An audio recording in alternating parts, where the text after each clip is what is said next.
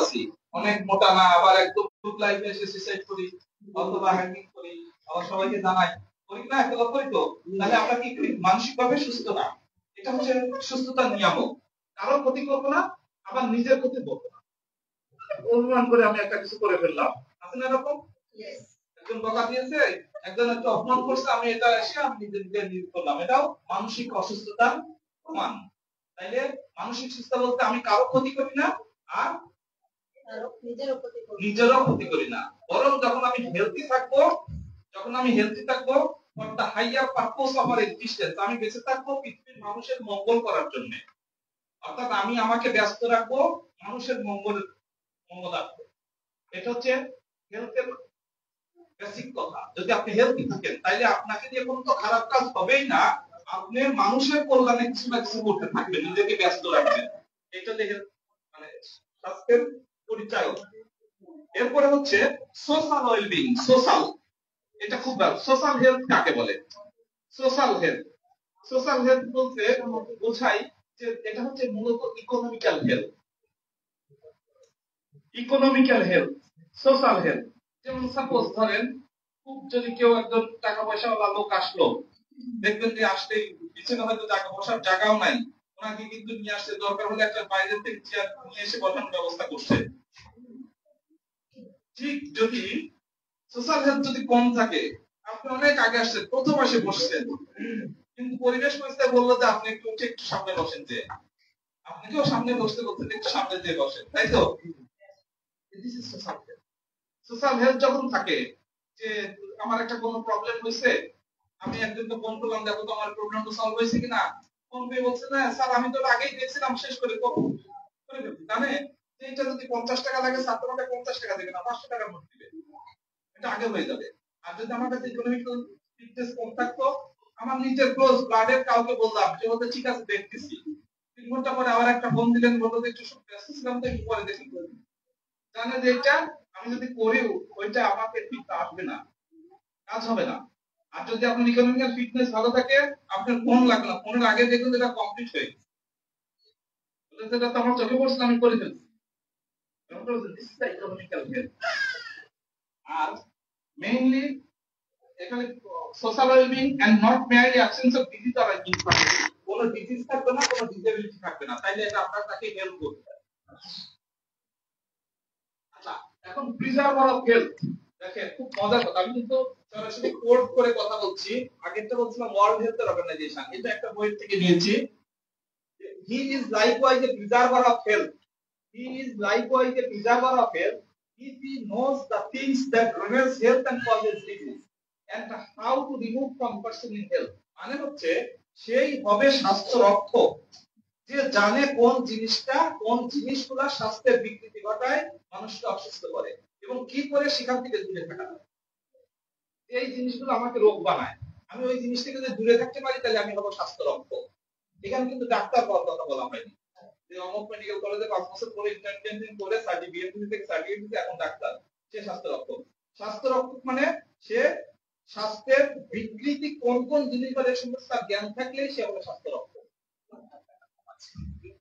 DXN এর প্রত্যেকটা member হচ্ছে স্বাস্থ্য রক্ষক, কারণ ডিএক্সএন আসলে এখানে টক্সিন শিখায়, বিষ শিখায়, যেগুলো স্বাস্থ্যকে ড্যামেজ করে, হেলথকে আনহেলথি করে, সুস্থকে অসুস্থ করে। সেই জিনিসগুলোকে আমরা চিনাই দিই না আপনাদেরকে, হাতে ধরে ধরে চিনিয়ে দিই যে কোন জিনিসগুলো আমার স্বাস্থ্যের বিকৃতি ঘটায়, কি করে সেখান থেকে দূরে থাকা যাবে, কি করে সেখান থেকে ভালো থাকা যায়।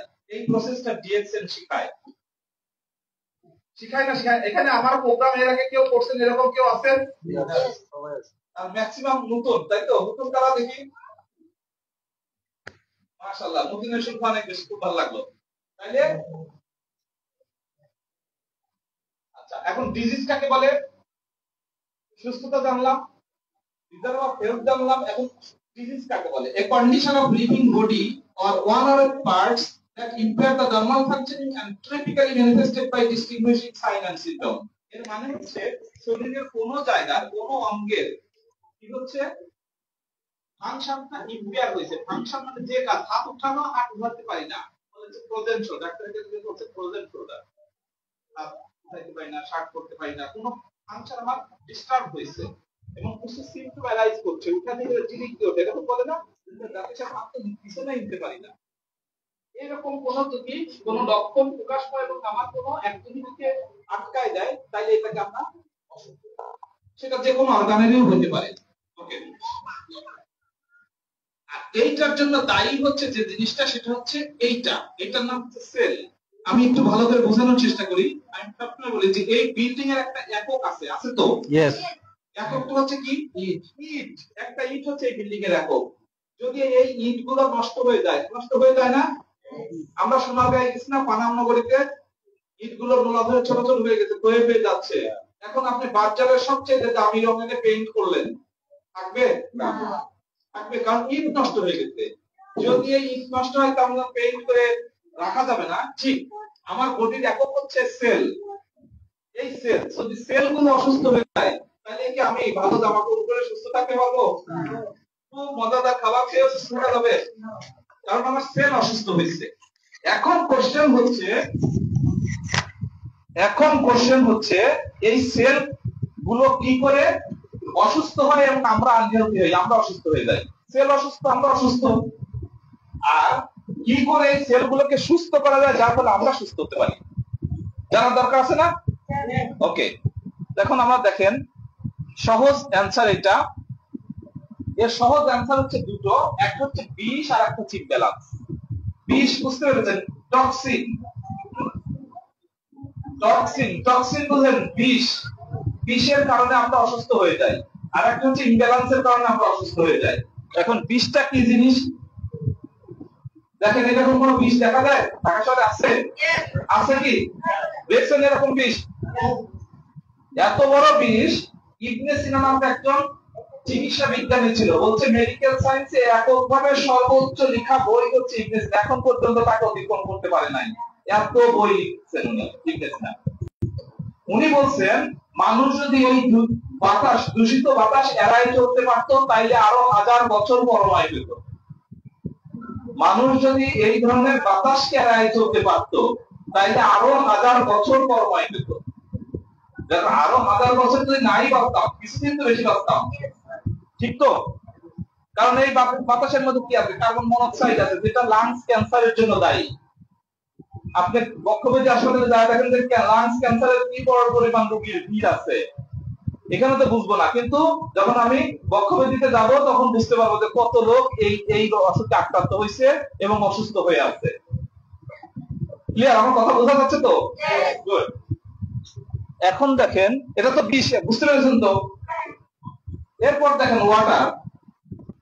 এরকম ওয়াটার আমার ঢাকা শহরে চারপাশে ছিল না, এখন হয়তো ভালো দিচ্ছে। আমি দেখছি যে কয়েকদিন ধরে বুড়িগঙ্গার পানি নাকি প্রাণ ফিরে পেয়েছে, সুন্দর হয়েছে, এখন আর গন্ধ নাই। যাই হোক, আমরা আশা করি সারা বছর জন্য এরকম থাকুক। এখন এইরকম পানি যদি থাকে আর এই পানির যে মাছ থাকবে, সেই মাছগুলো যদি আমরা খাই, তাহলে কি আমরা ভালো কিছু খেলাম? বিষাক্ত মাছ খেলাম না? ওকে, তারপরে দেখেন এই ধরনের বিষযুক্ত খাবার আমরা প্রতিদিন খাই না? বিষ দিচ্ছে সকালবেলায়, বিকালবেলায় আবার কেটে বাজারে নিয়ে আসছে, অথবা বিকালে বিষ দিয়েছে, সকালে কেটে বাজারে নিয়ে আসলো, টাটকা বিষ না? তাই লেখা ছিল যে 15 দিন পরে অথবা 20 দিন পরে এটা খাওয়ার উপযোগী হবে। বাট যিনি বিষ প্রয়োগ করলেন উনি কি 20 দিন অপেক্ষা করেন? উনি আজকে দিয়েছেন, কালকেই বাজারে নিয়ে আসছেন। আর ওনার পক্ষে অপেক্ষা করা সম্ভব না, কারণ এই সবজিগুলো 20 দিন থাকলে খাওয়ার মতো যদি হয়ে যাবে, বুড়া হয়ে যাবে, এটা আর কেউ নিবে না। তাইলে তাকে নিতে হচ্ছে। আর আমরা কি করছি? যেটা একটু পোকা লাগছে, একটু বাঁকা হয়েছে, ওইটাকে দাম যদি 20 টাকা হয়, এটা আমি 50 টাকা দিয়ে কিনবো, টাটকা বিষের দাম একটু বেশি দিয়ে কিনবো। আর এই বিষটা কি সাধারণ মানুষের ধারণা যে আগুন আর পানির কাছে এইসব বিষ কিছু না।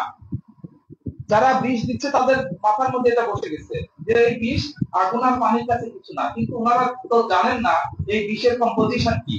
এই বিষের মধ্যে থাকে মূলত হেভি মেটাল, ক্রোমিয়াম থাকে, যেটা আমার মানবদেহে ক্যান্সার তৈরি করে। সীসা থাকে, যেটা আমার মানবদেহে ক্যান্সার তৈরি করে, যেটা পোকামাকড়কে মেরে ফেলে। এই যদি সীসা বুঝতে পেরেছেন তো? এই সীসাকে যদি আমি পানি দিয়ে সারাদিন ধরে জ্বালাই, সীসা কি চেঞ্জ হয়ে যাবে, নষ্ট হয়ে যাবে? সারাদিন না, সারা বছর ধরে যুগের পর যুগ জ্বালো সীসাই থাকবে। তাহলে আগুনের সীসা নষ্ট হবে না, আগুনের ক্রোমিয়াম নষ্ট হবে না, এগুলো কি হবে, পানি দিয়ে ধুলেও যাবে না, গলবেও না, কিছু হবে না, ও খাবারের সাথে সাথে আমার শরীরের মধ্যে ঢুকছে, ঢুকে যার যেখানে উইক পয়েন্ট সেখানে দিয়ে জমা হবে, আর সেই অর্গানের বিকৃতি ঘটাবে। একদিনে হবে না, দিনে দিনে আমি যখন এরকম ভাবে নিব আস্তে আস্তে এগুলো জমা হবে। যে বলে ফার্স্ট গ্ল্যান্ড অর্গান হচ্ছে থাইরয়েড গ্ল্যান্ড, যেখানে এই জিনিসগুলো জমে জমে থাইরয়েডের বিকৃতি ঘটায়, হাইপো আর হাইপার থাইরয়েডিজম তৈরি করে, যেটা ফাংশনাল ডিরেজমেন্ট করে। ফাংশনাল ডিরেজমেন্ট হচ্ছে স্ট্রাকচারালি ওকে, বাট ফাংশন কাজ করতেছে না ঠিক মতো, আছে না, ল্যাপটপ দেখতে ঠিক আছে কিন্তু কাজ করে না, কমেন্ট শুনে না, আমার কথা শুনতে লিখে ভালো আছে, এক কমেন্ট করি আর একটা শো করে, ঠিক আছে না। থাইরয়েডের ঘটনা এরকম, থাইরয়েড যখন ফাংশনালি ডিস্টার্বেড হয় ও হাইপো বা হাইপার হয়ে যায়, দুইটা একই রকম লক্ষণ তৈরি করে। বলে ডাক্তার আমি তো কিছু খাই না তারপরেও মোটা হচ্ছে দিন দিন, হ্যাঁ, হাজবেন্ড ওয়াইফের সাথে পরিমাণ হচ্ছে না, কারণ ও হাইপার হয়ে গেছে, সবকিছুতেই সে বেশি ধরে ফেলে, এক কথা বললে ওর সাথে তিন কথা যোগ করে বলে। আমার কথা বুঝতে পেরেছেন? তাহলে কি হবে, ডিসহারমোনি শুরু হয়ে যাবে ফ্যামিলিতে। বলছে যে এই যে এখন যে বিবাহ বিচ্ছেদ ঘটনা, ম্যাক্সিমামের পেশেন্ট তার থাইরয়েডের পেশেন্ট, সব ওরা ডাক্তারের কাছে যায় না, জানেও না যে আমি থাইরয়েডের রোগী, আর একজন আর ঝগড়া কি বাড়তেই থাকে, এটা কোমার জিনিস, বাড়তেই থাকে। তাহলে এগুলো হচ্ছে বিষ, আমি বিষের কথা বললাম, টক্সিন কিভাবে ক্ষতি করে দেখেন। এ আর একটা হচ্ছে ইমব্যালেন্স, ইমব্যালেন্স হচ্ছে balance, this is balance, this is imbalance, মানে পড়ে যাওয়ার আগের স্টেজটা। এখন এই কজ দেখেন, আমরা বলছিলাম স্ট্রেস, স্ট্রেস বুঝেন, স্ট্রেস, টেনশন, এনজাইটি, আমরা কি স্ট্রেসের বাইরে আছি? আছি বাইরে? স্ট্রেস, আমরা স্ট্রেস দিয়ে বইতে পড়ে। ম্যালনিউট্রিশন, নিউট্রিশনই ভালো করে বুঝি না, ম্যালনিউট্রিশন বোঝার পরে আরো কঠিন হয়ে যাবে। ম্যালনিউট্রিশন মানে নিউট্রিশনের অভাব অথবা অপুষ্টি, অপুষ্টি, না না পেট ভরে খাইতো, পেট ভরে খাইলে কি খাওয়া কি পুষ্টি? গুড। ল্যাক অফ এক্সারসাইজ, এটা আমাদের এখন আমাদের আরবান সিভিলাইজেশনের জন্য এটা হয়েছে যে ল্যাক অফ এক্সারসাইজ। এখন আমি হেঁটে ওখান থেকে ওখানে যাবো না, আমি রিক্সায় চলে যাই, তাই তো, লিফটে নামি, সিঁড়ি থেকে নামি না, উঠিও লিফটে, গাড়িতে চলাফেরা করি, রিক্সায় চলাফেরা করি, আপনার এক্সারসাইজ কমে গেছে। এখন এক্সারসাইজ কমে গেলে আমি ভালো থাকবো, আসলে কি ভালো থাকা যাবে? দেখেন আমি এটা ইউএসএ থেকে কিনলাম, খুব দামি ব্র্যান্ডের, সবচেয়ে ভালো ব্র্যান্ড, ইউএসএ কোয়ালিটি, মানে খুব হাই কোয়ালিটি। আমি এনে এটাকে প্যাকেট করেই লকারে ধরে রাখলাম, 6 মাস পরে বের করে চার্জে দিতে গেলাম, যদি চার্জ নেয় না, ওপেন হয় না, চার্জে নেয় না। তারপরে আমি এদের হাসপাতালে নিয়ে গেলাম, ডাক্তার, ওদের ডাক্তার দেখে বললো যে মাথার ঘন্টা নষ্ট হয়ে গেছে। আমি সবচেয়ে দামি ব্র্যান্ড, যেটা নরমালি 1 লাখ টাকা দিয়ে কিনা যায়, সেটা আমি 3 লাখ টাকা দিয়ে কিনলাম, আর সেটা আমি ব্যবহার না করার কারণে কি হলো, তাইলে আমার এই দামি শরীর কত দাম, অনেক অমূল্য, যেটা কি অনেক লোক কিনতেও পাওয়া যায় না। সেই জিনিসগুলাকে যদি আমি ইউটিলাইজ না করি তাহলে কি হবে, সে কি নষ্ট হবে না? এইটার জন্য এক্সারসাইজ আমাদের খুবই দরকার। তারপরে দেখেন eating habit, eating habit, habit মানে অভ্যাস, বলে খাওয়া তো খাও, পেটের মধ্যে গেলেই হইলো।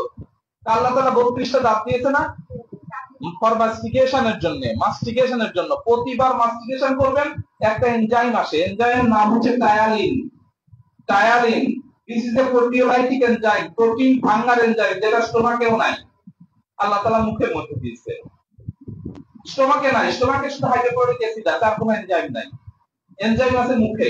আপনি চিবোবেন, যতবার চিবোবেন ততবার লালা আসবে, ওই লালা সাঁতারে যাবে, ও হচ্ছে proteolytic enzyme, alkaline in nature, alkaline মানে ক্ষারীয় নেচার। তাহলে আপনার পেটের মধ্যে আছে অ্যাসিড, আল্লাহ তাআলা আগেই কি খাদ দিয়ে দিল যাতে অ্যাসিডটাকে নিউট্রালাইজ করা যায়। পেটের মধ্যে আমরা খাই অ্যান্টাসিড, খাই অ্যান্টাসিড, অ্যাসিড কমানোর ওষুধ খাই না, ওমিপ্রাজল খাই, প্যান্টাপ্রাজল খাই, আগে রেনিটিড খাইতাম, প্রত্যেকটারই সাইড ইফেক্টের চেয়ে বেশি সাইড ইফেক্ট, একটার চেয়ে আরেকটা বেশি সাইড ইফেক্ট। আগেকার দিনে যারা বয়স্ক লোক তো কেউ নাই, কথা বলতে পারছি না, আগেকার দিনে কি খাই সেটা খাওয়াইতো। 80-র দশকে আসলো অ্যান্টাসিড, 80-র দশকের আগে কোনো অ্যান্টাসিড বলে কোনো ওষুধ ছিল না, 80-র দশকে প্রথম আসলো অ্যান্টাসিড। অ্যান্টাসিড ব্যাপকভাবে ব্যবহৃত, লিকুইড অ্যান্টাসিড, অ্যান্টাসিড বেশি খেতে খেতে অ্যান্টাসিড জাতীয় আলসার শুরু হলো পেটের মধ্যে, তেমন খাতো, অ্যাসিড নিউট্রাল করে আবার ও নিজেই ক্ষত, খারাপ লাগলে কি ক্ষত হয়ে যায়, পেটের ভিতরে ক্ষত শুরু হয়ে গেল। তখন ওটা বন্ধ করে কি করলো, যে বিজ্ঞানীরা চিন্তা করলো যে যাতে অ্যাসিড কম হয় সেটা ব্যবস্থা করি। তখন অ্যাসিড কন্ট্রোলিং ড্রাগ আসলো, রেনিটিভ নাম শুনছেন, নিউট্রাক, রেনিটিভ, এইসব ব্র্যান্ড নেমে আসলো, খুব চলছে 85 পর থেকে প্রায় 90-এর দশক পর্যন্ত দেদারসে চলছে। এইটা কি করে, ভয়ঙ্কর খারাপ কাজ করে, ছেলেদেরকে মেয়ে বানায় ফেলে, গাইনোকোমাস্টিয়া করে ফেলে, বলেন সেক্সুয়ালিটি একদম জিরো বানায় দিবে। আরো আরো ঝামেলা আছে, বললে অনেক মানে বদনাম বলতে হবে আর কি, বলছি। ওমেপ্রাজল রেনিটিভ বন্ধ হয়ে গেল। তারপর আসলো কি ওমেপ্রাজল। ওমেপ্রাজল কি করে, ও কি গ্যাস্ট্রিক সেলকে কন্ট্রোল করতে যায়, গ্যাস্ট্রিক সেলের অ্যাট্রোফাই করে ফেলে, অর্থাৎ গ্যাস্ট্রিক কার্সিনোমা তৈরি করে, ক্যান্সার তৈরি করবে, এক সেল টাইপ থেকে আরেক সেল টাইপ তৈরি করবে। ওমেপ্রাজল পরে প্যান্টাপ্রাজল আসলো, ইসোপ্রাজল আসলো, এবং প্রাজলের অভাব আছে নাই। এখন তারপরে ডাক্তাররা দিয়ে যাচ্ছে, ঠিকই যাচ্ছে। এখন কথা হচ্ছে যে যদি আল্লাহ তাআলার দেওয়া সিস্টেমটা আমরা ভালো করে জানতাম, যে মাস্টিকেশনের কি গুরুত্ব, আমাদের সুন্নাত কি বলে, ছোট ছোট লোকমায় ধীরে ধীরে খাওয়া, চিবিয়ে চিবিয়ে খাওয়া, এই কথা বলা হয়েছে না? তাহলে বেশি করে না নিয়ে অল্প করে নিয়ে ছোট লোকমায় বেশি করে চিবাইলে কি হবে, বেশি করে টাইল নেওয়া পেটের মধ্যে ঢুকবে না? বড় বড় লোকমা নিলাম, একবারে গিলে খেলাম, তাহলে একবার টাইলিন গেল, আর ছোট লোকমা দিয়ে 5 বার করে চিবাই তারপরে গিলে খেলাম, তারপরে অনেক টাইলিন গেল। তাহলে আমার কি অ্যান্টাসিড জাতীয় ওষুধ খাওয়া লাগবে না লাগবে না? লাগবে না। ব্যাপারটা বুঝছেন? তাহলে অ্যান্টাসিড জাতীয় ওষুধ লাগবে না। আর এটার কি কোনো সাইড এফেক্ট আছে টাইলিনের, যে বেশি খেলে আবার এখানে আলসার তৈরি করবে? করবে না। তারপরে দেখেন ইটিং হ্যাবিটে বলছে too much eating, too fast eating, too fast eating, তাড়াতাড়ি খাওয়া। এটা কি গাড়িতে পেট্রোল নেওয়ার মতো যে পেট ভরলেই হলো? নো। তারপরে কি বলছে, two eating fast food. Fast food মানে ওই যে দোকানে যে সব প্যাকেট রেডি করা থাকে, রেডিমেড খাবার, যেটা বলছে fast food to fast departure. আপনি ফাস্ট খাবেন তো দুনিয়া থেকে ফাস্ট চলে যেতে হবে। আমার কথা বুঝতে পেরেছেন?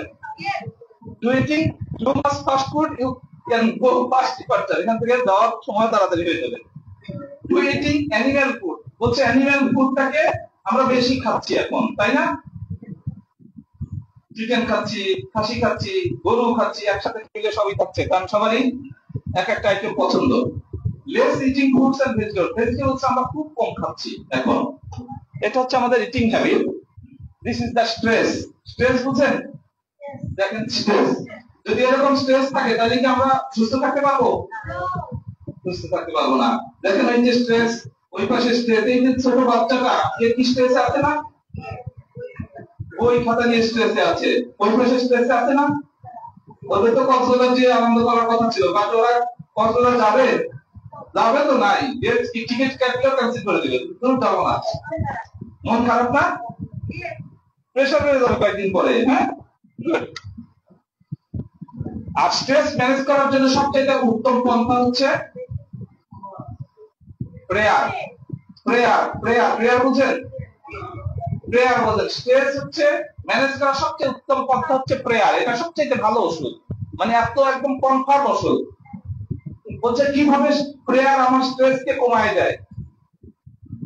আপনাকে আমি বলি যে আমার এখন হয়তো অর্থের প্রয়োজন, আমার সাথে কান্ট্রি ম্যানেজার সাহেবের সাথে খুব ভালো সম্পর্ক, আমি মাঝে মাঝে এসে কান্ট্রি ম্যানেজারের কাছে টাকা নেই, আবার দিয়ে দিই।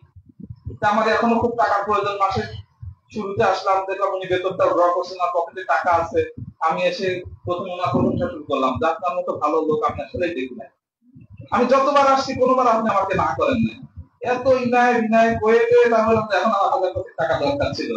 উনি তো কোনো কথা বলার সুযোগ দেবেন না, খালি মানি ব্যাগ খুলবে, আপনার কাছে টাকা আছে আমি জানি, খালি বের করবে আর আমাকে দিতে, তাই তো?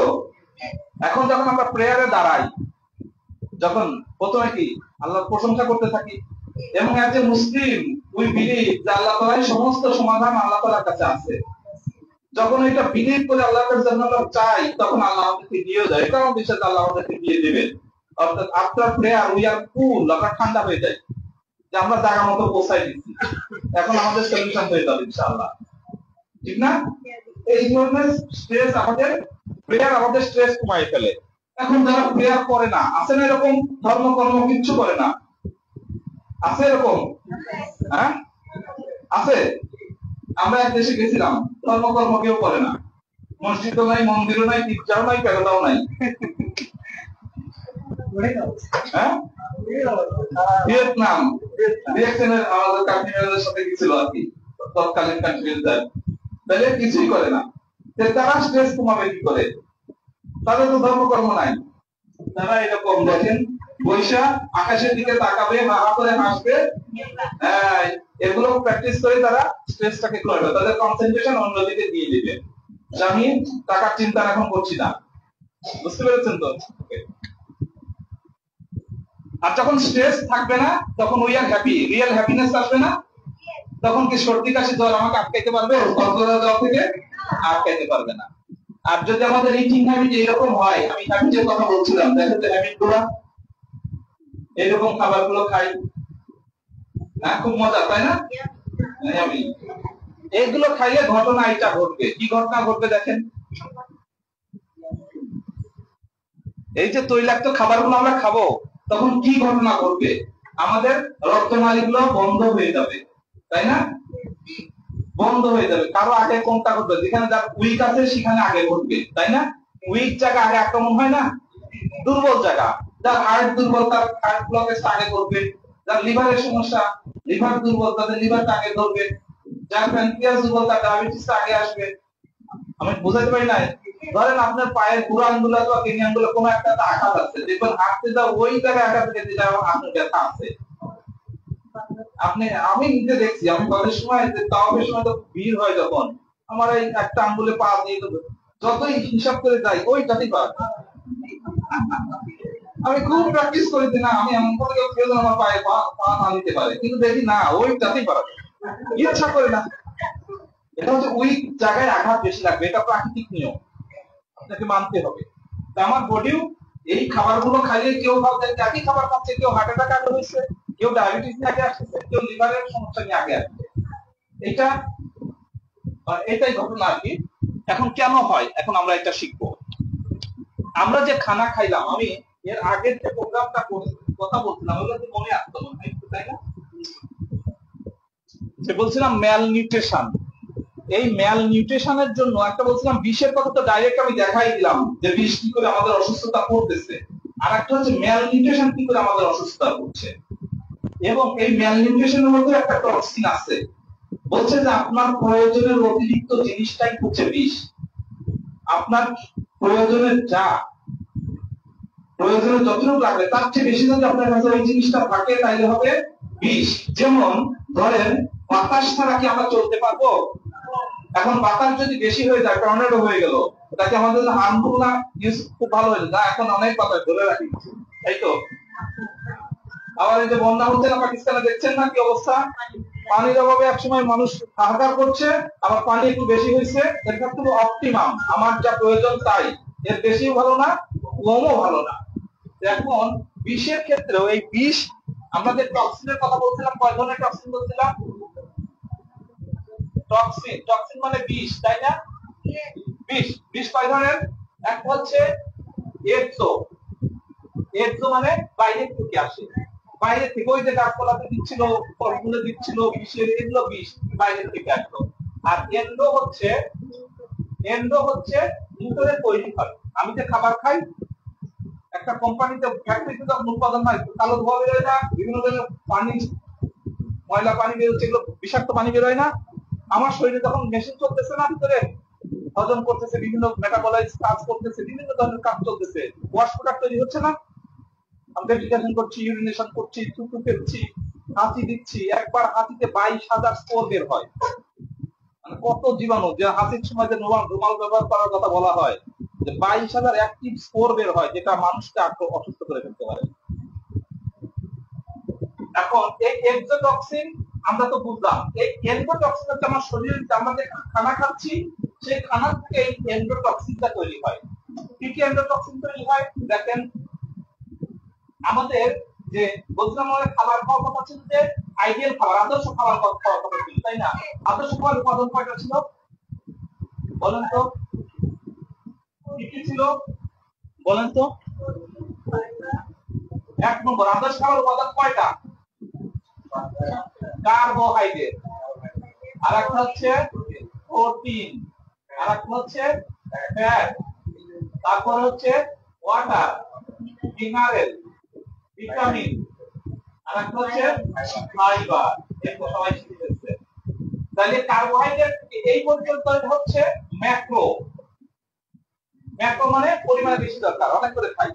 আর মিনারেল, ভিটামিন এই দুটো হচ্ছে মাইক্রো। আর ফাইবারটা আমরা যোগ করছি কারণ আমরা এখন কোন যুগে, এখন তো এআই যুগে চলে আসছি না, কম্পিউটার যুগ কিন্তু অভাব, বাট কম্পিউটারের জিনিস আমরা এখনো ব্যবহার করছি। চাল কম্পিউটারাইজ, গম কম্পিউটারাইজ, সমস্ত সবজিগুলো কম্পিউটারাইজ প্রসেস হয়ে আসে, যার কারণে এই ফাইবারটা থাকে না আমাদের মধ্যে। হয়তো এআই যদি আবার ফাইবার যোগ করে দেয় তাহলে হয়ে যাবে, হ্যাঁ তাই তো? এআই যদি ফাইবার যোগ করে দেয় তাহলে আমার প্রবলেমটা সলভ হয়ে যাবে। এখন আমরা কম্পিউটার যুগে আছি বলে এই ফাইবার এক্সট্রা খেতে হচ্ছে। কার্বোহাইড্রেট কতটুকু খাওয়া দরকার এইটা জানি না। মা বলছে যে পেট ভরে খেতে, একবেলা থেকে 2 বেলা না খেলেই ডাক্তারের কাছে নিয়ে যাবে, যেমন বাচ্চা খাচ্ছে না। কি খেলো এটা বসায় না, পেট ভরে খেয়েছে কিনা, তাই তো? এখন মা তো বিএসএন প্রোগ্রাম করে নাই, করলে তো সে জানতো যে কিছু খাওয়া দরকার। কার্বোহাইড্রেট প্রোগ্রাম খাওয়া দরকার হচ্ছে সারাদিনে 300 থেকে কত গ্রাম, 400 গ্রাম। আর প্রোটিন খাওয়া দরকার 100 থেকে 150 গ্রাম। আর ফ্যাট খাওয়া দরকার 10 থেকে 13 গ্রাম। ওয়াটার কতটুকু খাওয়া দরকার? 2300 ml, প্রায় 2.5 লিটারের মতো। এখন যদি আমি খুব ব্যায়াম করি, সারাদিন সকালবেলায় 2-5 কিলোমিটার দৌড়াইছি, আগুনের পানিতে অনেক সময় রান্না করলাম, প্রচুর ঘাম হয়েছে, তাহলে এর সাথে যদি আমি 2 গ্লাস পানি যোগ করি, তাই না? 2 থেকে 3 গ্লাস পানি বেশি দিলাম, তাই আমার জন্য না। কিন্তু 2300 ml আমার ভিতরের যে মেশিন পত্রগুলো চলে এগুলোকে ফুল রাখার জন্য দরকার। গাড়ির রেডিয়েটরের মধ্যে পানি আছে না, ওটা কি বেশি দিলে হবে না? যতটুকু দরকার ততটুকু দিতে হবে, যতটুকু দরকার। এই 2300 ml আমার প্রতিদিনের দরকারি পানি। এর চেয়ে কম বেশি হইতে পারে অ্যাকর্ডিং টু মাই অ্যাক্টিভিটিজ, আমার কাজকর্মের উপরে। তাইলে এই মিনারেল নিয়ে আমাদের কোনো কমতি নাই, মিনারেল কমতি নাই, কারণ মিনারেল আগুনে নষ্ট হয় না, পানিতেও চলে যায় না। মিনারেল গুলা, খনিজ গুলো, এগুলো আর দরকার আমাদের খুবই সামান্য, মাইক্রো নিউট্রিয়েন্ট দরকার, এটা খুবই অল্প দরকার। বাট এইটার অভাবের কারণে আমরা ক্যালসিয়াম ভুড়ি ভুড়ি খাইতেছি না, তাতে কি আমাদের হাঁটুর ব্যথা যাচ্ছে? বলতে হাঁটুর হাড্ডি ক্ষয় হয়ে গেছে, কোমরের হাড্ডি ক্ষয় হয়ে গেছে। কারো হাড্ডি ক্ষয় পূরণ হয়েছে শুনছেন কোনোদিন? খালি খাইয়েই যাচ্ছে ক্যালসিয়াম ক্যালসিয়াম। কত মাইক্রো খাচ্ছে না, ম্যাক্রো খাচ্ছে, 500 মিলিগ্রাম করে খাচ্ছে একটা বড় বড় ট্যাবলেট। ক্যালসিয়াম কি ছোট ট্যাবলেট না বড় ট্যাবলেট? বড় বড় ট্যাবলেট খাচ্ছে, কিন্তু হাঁটুর ব্যথাও যায় না, কোমরের ব্যথাও যায় না। যায়? শুনছেন কারো? যায় না। কেন যায় না আজকে শিখবেন, এবং এখন থেকে যাবে চলে। আমি কেন যায় না সেটা, আর খাইলে কি হয় সেটা বলে দেবো একসাথে। তাহলে কেন যায় না সেটা শুনি, খেয়াল করবেন।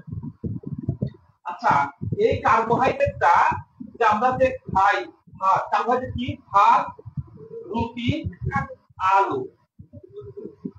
এই রক্তের মধ্যে কি ভাত পাওয়া যায়? আলু পাওয়া যায়? তারপর রুটি পাওয়া যায়? ওর মধ্যে কি পাওয়া যায়? গ্লুকোজ মানে চিনি পাওয়া যায়। আর পাওয়া যায় হচ্ছে কি? চর্বি পাওয়া যায়। তাইলে কার্বোহাইড্রেট ভেঙে তৈরি করে গ্লুকোজ আর চর্বি, ফ্যাট তৈরি করে। আর প্রোটিনটা ভেঙে তৈরি করে অ্যামাইনো অ্যাসিড। অ্যামাইনো অ্যাসিড বুঝছেন? This is our mode structure. এইটা নিয়ে কোনো রিসার্চ হচ্ছে, অ্যামাইনো অ্যাসিড যদি তৈরি করা যেত আর্টিফিশিয়ালি তাহলে তো খুব সুবিধা হতো। আমরা যেতে বড় হচ্ছি অ্যামাইনো অ্যাসিডের কাজ। প্রোটিন যদি ছোটবেলায় যদি আমি প্রোটিনটা বেশি করে দিতে পারি তাহলে বাচ্চারা লম্বা হয়ে যাবে। 18 বছরের পরে আমি যতই প্রোটিন খাওয়ান মোটা হবে, আর লম্বা হবে না। আচ্ছা, আর হচ্ছে ফ্যাট দরকার 10 থেকে 13 গ্রাম। ফ্যাট ভেঙে কি করে?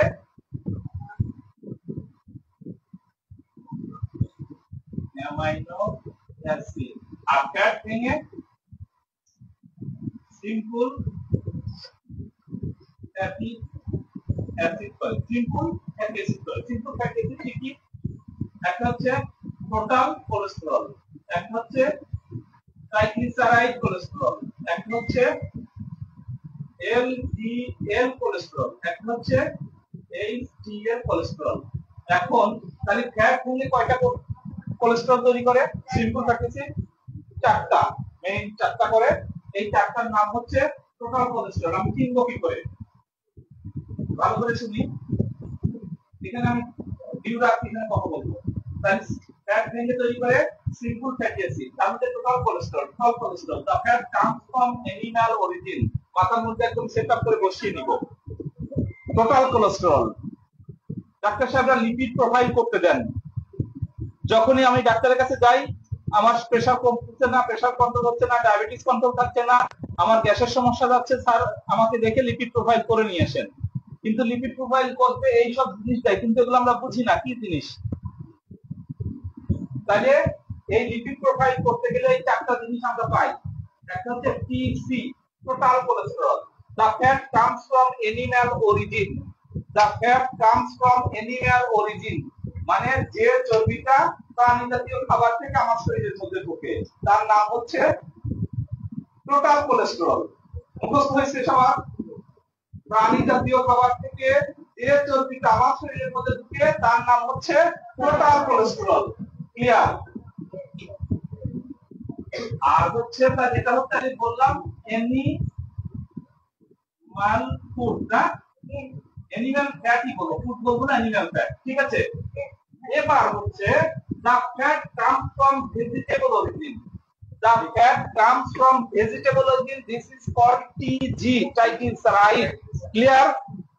Clear. তাহলে উদ্ভিদ জাতীয় খাবার থেকে এটা হচ্ছে ভেজিটেবল ফ্যাট, তাই তো? এবার হচ্ছে আরেকটা আছে LDL, লো ডেনসিটি লিপোপ্রোটিন। লো ডেনসিটি লিপোপ্রোটিন চিনব কি করে? বলে যে চর্বিটা তাড়াতাড়ি জমে যায়। আপনি খেতে বসছেন, বন্ধু আসতে দেরি করার সাথে দেখবেন যে ওর তরকারিটা জমে গেল। আপনি না এরকম গরু খাসির মাংসগুলা জমে যায়, তাহলে এই জমে যাওয়াকে আমরা কি, এই চর্বিটাকে আমরা বলি এলডিএল কোলেস্টেরল। বলছে কোথায় বেশি আছে? কোথায় আছে? উদ্ভিদের মধ্যে আছে, প্রাণীতেও আছে। উদ্ভিদের মধ্যে কম আছে, প্রাণীর মধ্যে বেশি আছে। তাহলে প্রাণীর মধ্যে বেশি আছে। প্রাণীর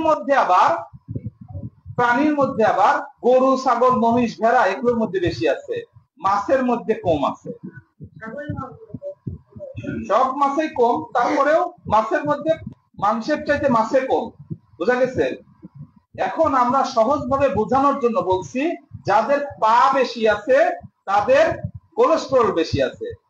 তাইলে গরু, ছাগলের, মুরগির চাইতে পা বেশি না কম? ওর 2 পা ওর 4 পা, তাদের ওর বেশি আছে। এই জন্য রেড মিটকে আমরা অ্যাভয়েড করতে বলি। আবার চিংড়িতে পা বেশি না কম? চিংড়িতে অনেক বেশি কোলেস্টেরল, তাইলে আমরা চিংড়িকেও অ্যাভয়েড করতে পারি। আর এই ফ্যাটটা হচ্ছে টোটালি হচ্ছে টোটাল কোলেস্টেরল, তাই তো? আর টিজিটা হচ্ছে ভেজিটেবল ফ্যাট থেকে আসছে। এলডিএলটা কোথায় আছে সেটাও বুঝলাম, ভেজিটেবলও আছে, অ্যানিমেলও আছে, তাই তো? তাহলে এটা হচ্ছে সব বাংলায় বলে খারাপ কোলেস্টেরল। খারাপ কোলেস্টেরল, খারাপ ব্যাড কোলেস্টেরল বলে। আর কথা বোঝা গেছে? ব্যাড কোলেস্টেরল হচ্ছে এলডিএল কোলেস্টেরল, কারণ অভ্যাস খারাপ, ও কমায় ফেলে সব জমে যাবে। আর এখন হচ্ছে এটাকে সবাই বলে গুড কোলেস্টেরল, কারণ এ নিজে জমেই না, আবার অন্যকেও জমতে দেয় না। এটা হচ্ছে গুড কোলেস্টেরল। তাহলে এইটা কোথায় পাওয়া যাবে? বলছে এটাও অ্যানিমেলের মধ্যেও আছে, ভেজিটেবলের মধ্যেও আছে। অ্যানিমেলের মধ্যে কম আছে, ভেজিটেবলের মধ্যে বেশি আছে, ওই এলডিএল এর উল্টা, তাই না? আচ্ছা, অ্যানিমেলের মধ্যে কম আছে, ভেজিটেবলের মধ্যে বেশি আছে। সেই হিসাবে অ্যানিমেলের যে কম আছে সেটা আবার কাহিনী এরকম যে মাছের মধ্যে বেশি আছে, কমের মধ্যে, মাছের মধ্যে একটু বেশি আছে, মাংসের মধ্যে কম আছে। তাই মাছ আর মাংসের চেয়ে মাছ খাওয়া ভালো, কেন? ওর মধ্যে গুড কোলেস্টেরল আছে কিছুটা। কিন্তু এখন কাহিনী হচ্ছে ভালো জিনিসের কি নার্সিং করা লাগে, তাই তো? আগাছার কি যত্ন লাগে? লাগে? আগাছার যত্ন লাগে না, এই সেলের আবার যত্ন লাগে। এ খুব সেনসিটিভ, একটু হিট পেলে ও নষ্ট হয়ে যায়। আমি যে মাছটা খাই, মাছের মধ্যে এইচডিএল আছে জেনে খাইলাম যে মাছ খুব ভালো, কিন্তু মাছ তো আমি কাঁচা খাই না, রান্না করে খাই, ফ্রাই করে খাই। যখনই রান্না হয় সাথে সাথে এইচডিএল পার্টটা নষ্ট হয়ে যায়, থাকে শুধু এলডিএল পার্ট। যার জন্য আমার অমুক কাকা যে সে কোনোদিনও মাংস খায়নি ধর্মীয় কারণে, তারপরে হার্ট অ্যাটাক হয়ে 3 দিন পড়াইতে হয়েছে। হয়েছে না এরকম? আছে তো? তাইলে কেন আছে? কারণ সে তো মাছ রান্না করে খাইছে, কাঁচা খায় নাই, ফ্রাই করে খাইছে, তাই তো? তাহলে মাছের থেকে মাছটাকে হেল্প করতে পারে নাই, ঠিক তো? এখন দেখেন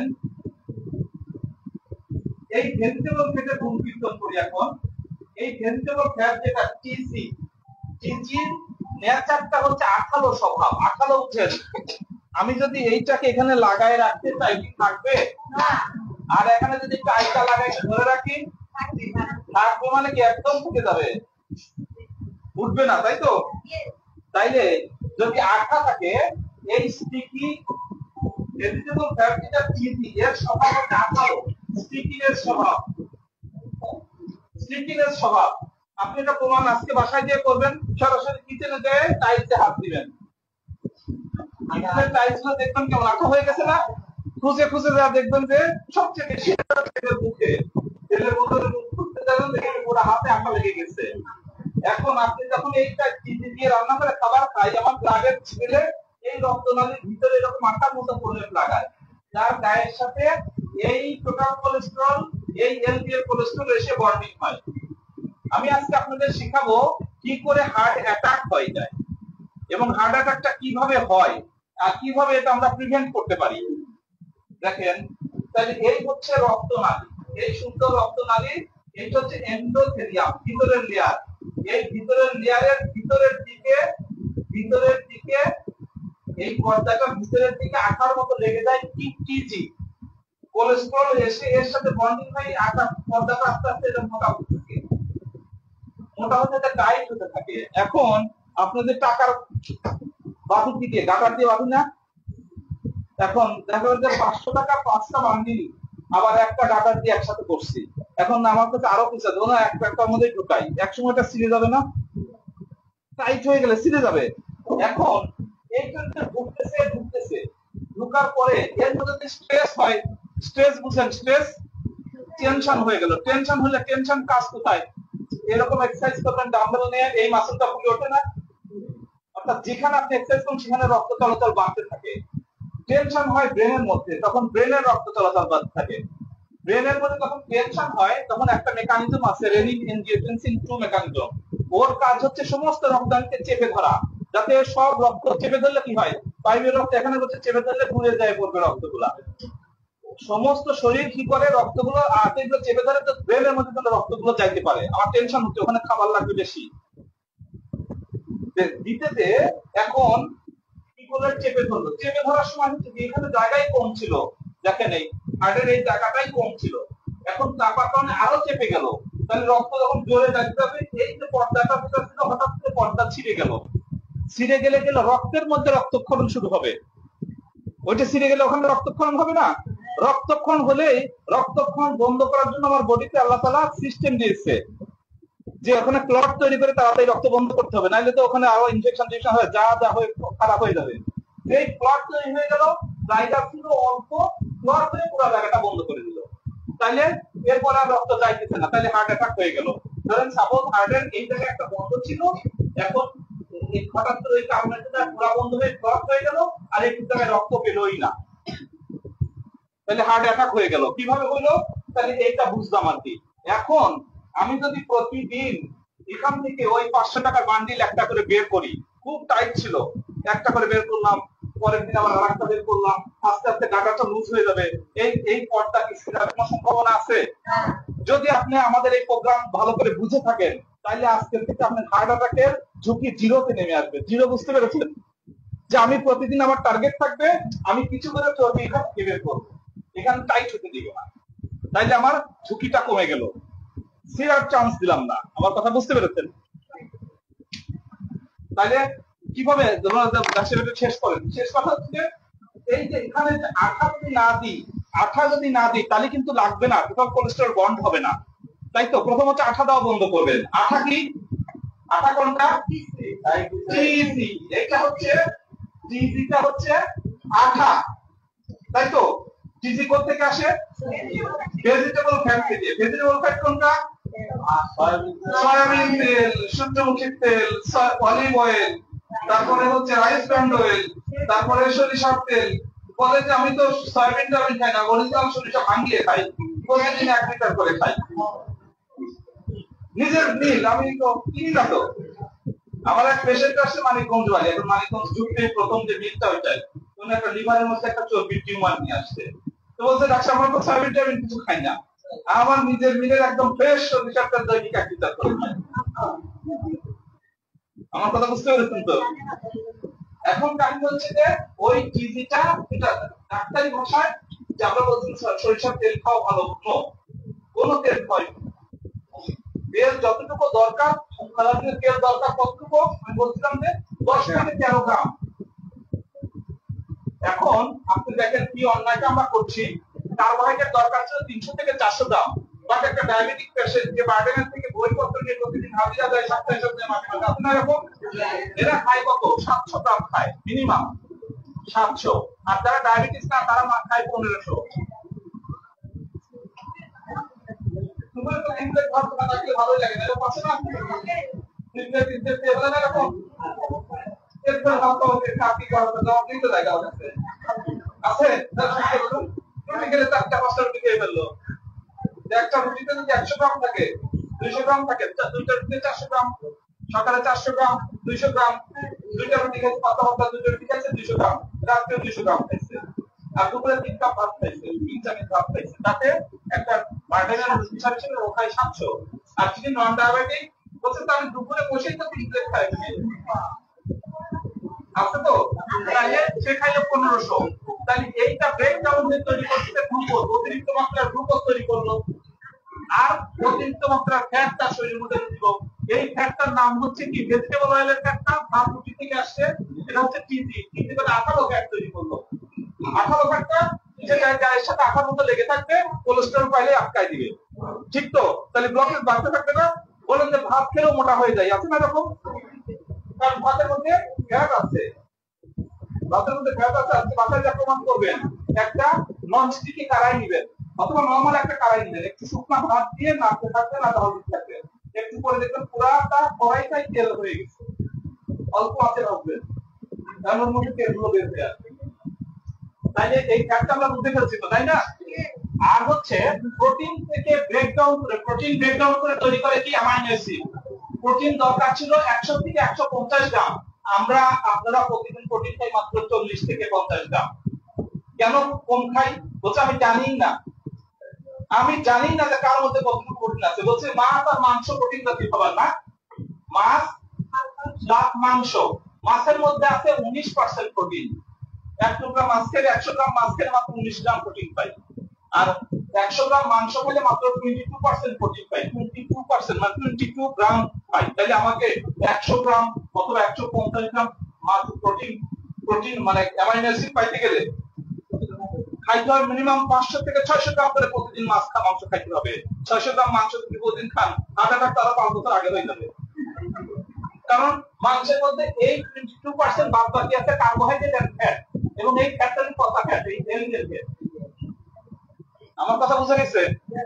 তাহলে হার্ট অ্যাটাক আরো 5 বছর আগে আসে যাবে আপনার, যদি এই কামটা করে ফেলতেন যে ডাক্তার সাহেব বলে দিতে এখন থেকে 500 গ্রাম করে প্রোটিন খাবো, মানে মাছ আর মাংস খাবো, তাহলে এটা দিয়ে এটা সম্ভব না, তাই তো? গুড। ডিএক্সএন এর ব্যবস্থা কি দিয়েছে সে কথা বলে শুনবো। তাহলে আমরা প্রোটিন গেল, ফ্যাটও চলে গেল, তাই তো? ওয়াটারের ব্যাপারটা বলি। ওয়াটার ব্যাপারটা হচ্ছে ওয়াটার সারাদিন 23 ml দরকার।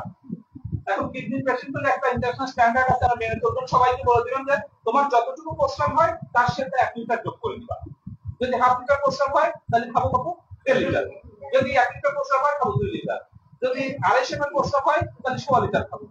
তাহলে আমি ভালো থাকবো। কারণ 700 ml প্রস্রাব আছে ইনসেন্সিবল লস অফ ওয়াটার, মানে আমি বুঝি না আমার শরীর থেকে বাষ্প হয়ে উঠে যায়। আপনি প্রমাণ করতে পারবেন যে একটা পলিথিনের ব্যাগ নিয়ে হাতের মধ্যে ঢোকায় বাইরে রাখবেন, একটু পর্যন্ত পলিথিনের ব্যাগটা ভিজে গেছে, এখানে বাষ্প হয়ে উঠে যায়, যেটা আমরা বুঝি না। তাইলে এই 700 ml আমার যদি কোনো ডাক্তার বলেও যায় যে আপনি হাফ লিটার পানি খাবেন, তার মানে ওর অবস্থা আরো খারাপ হয়ে যাবে কয়েকদিন পরে। কারণ আমার ইনসেন্সিবল লস তো যাবেই 700, তাইলে আমার কিডনিতে এমনি নষ্ট হয়ে গেছে, আরো নষ্ট হয়ে যাবে, সেল ব্লক সব ড্যামেজ হওয়া শুরু হয়ে যাবে। তাইলে আমরা এটা শিখলাম। হার্ট অ্যাটাকের কথা বলে, হার্ট অ্যাটাক কয় রকম হয় বলেন দেখি? যেহেতু শিখছি একটু ভালো করে শিখবে না। হার্ট অ্যাটাক দেখেন, হার্ট অ্যাটাক, হার্টের অসুখ কয়টা? তিনটা। হার্টের কয়টা অসুখ? তিনটা অসুখ। এক নম্বর অসুখ হচ্ছে, সেটা হচ্ছে ইসকেমিক হার্ট ডিজিজ। এটা হচ্ছে 98%।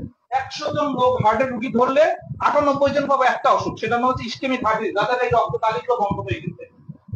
এটা পাবো 98 জনের জন্য।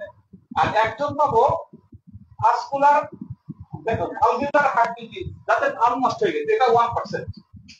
আর হচ্ছে কনজেনিটাল হার্ট ডিজিজ, যাদের হার্টের মধ্যে ফুটা আছে, এরকম আছে না, 1%।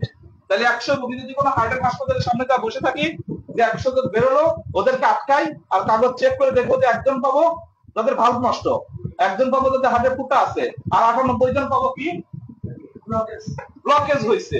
তাহলে এই ব্লকেজটা কিসের জন্য হয়েছে? কোনো জীবাণু করছে? একটা জীবাণুর নাম বলছি, এর মধ্যে বলি নাই। এখানে জীবাণু আছে। ভালভুলার হার্ট ডিজিজ, যাদের রিকারেন্ট শর্ট হতো, ছোটবেলায় গলা ব্যথা হইতো, ভালো ট্রিটমেন্ট করে নাই, ওদের ওই যে স্টেপটোকাস বেটা হিমোলাইটিসের যে অ্যান্টিজেন গুলো হার্টের মধ্যে ওই ভালভগুলোকে নষ্ট করে ফেলছে। এখন কাহিনী হচ্ছে এই অসুখটা ফুললি এই খানা দানার জন্য হয়েছে। আমার কথা বুঝতে পেরেছেন? যখন আজ থেকে, এখন তো বুড়া লোক নাই, কথা বলে মজা হচ্ছিল, আজ থেকে 50 বছর আগে, 60 বছর আগে, যখন বাজারে গরুর মাংস অ্যাভেলেবল বিক্রি হইতো না, কুরবানি হইলে শুধুমাত্র গরুর মাংস খাইতো এই বাংলাদেশ জনপদের লোকজন, তাই তো? এই সময় তখন হার্টের হাসপাতাল ছিল না, হার্টের ডাক্তারও ছিল না, লাগতোও না। দুই চারজন হাজি মানুষের ডায়াবেটিস ছিল, প্রেশার বেশি ছিল, এই জন্য ওর অসুখের নাম ছিল রিচম্যান ডিজিজ, ধনী লোকের অসুখ। এখন কি এটা কি ধনী লোকের অসুখ? ধনী গরিব সবার, কারণ গরিবদের আরো বেশি। কারণটা হচ্ছে যে রিক্সা চালায়, সারাদিনে দেখা যায় 1000 1500 টাকা ইনকাম করে, যাওয়ার সময় বড় একটা বয়লার নিয়ে যায়, বাসায় তো 5 লিটার তেল একটা রাখা আছে, ওয়াইফ যদি একটু কম তেল দেয় ধরে মার যায়, পরের দিন একটু বেশি করে তেল দিয়ে রান্না করে। ব্যাপারটা বুঝতে পেরেছেন তো? যে রিক্সা চালায় বাট হার্ট অ্যাটাক নিয়ে আসছে, হার্টের ব্লকেজ নিয়ে আসছে। বুঝতে পেরেছেন তো? তাহলে এটা হচ্ছে আমরা হার্টের অসুখ বুঝলাম। এটার তিনটা অসুখ হয়, এবং হার্ট অ্যাটাক হয় কি রকম? হার্ট অ্যাটাকও 3 রকম আছে। একটা অ্যাটাকে বলা হয় ম্যাসিভ হার্ট অ্যাটাক। এরা হাসপাতালে যেতে পারবে না, হয়তো বিছানায় মরে গেছে অথবা অ্যাম্বুলেন্স আসতে আসতে মরে গেছে, এটাকে বলা হয় ম্যাসিভ হার্ট অ্যাটাক। একটা হচ্ছে মেজর হার্ট অ্যাটাক, আর একটা হচ্ছে মাইনুট হার্ট অ্যাটাক। 3 রকমের অ্যাটাক হতে পারে।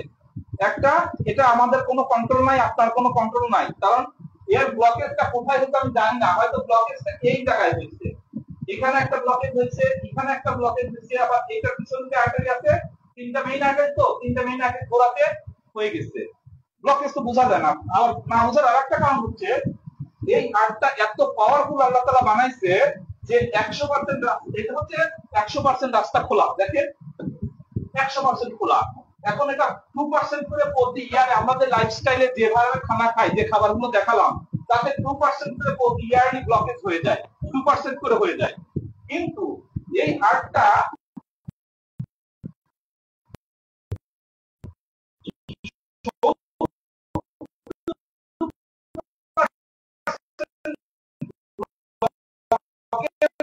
হলেও সে 100% কাজ করতে পারে। খুব ভালো আছেন, যেদিন থেকে 71 হবে 72 হবে, সেদিন থেকে আপনার সমস্যা শুরু হয়েছে যে আমার এখন আমি বেশি পরিশ্রম করতে পারি না, হাঁপায় যাই, একটু জিরায় নিতে হয়, দৌড়ে উঠতে পারলে একটু আসতে দাও, ফিরে দাও, যাওয়ার পরে একটু বসতে হয়, এরকম আছে না? আমার এখন, কারণ হার্ট যখন ইয়ে থাকে 70% করে খোলা থাকে, ব্লক 20% উপরে ব্লকেজ থাকে, সে 100% কাজ করে, তারপর আমাকে কোনো ডিস্টার্ব দেয় না। এখন যদি এই 30% রাস্তা বন্ধ হয়ে গেলে, এটা বন্ধ হতে কত বছর সময় লাগে সেটা বলে দিই। কারণ 2% করে হতে 18 বছর পর্যন্ত কোনো ব্লকেজই হয় না। 18 বছর পর্যন্ত কোনো ব্লকেজ হয় না। কেন হয় না? কারণ এই 18 বছর মানুষ বড় হয়।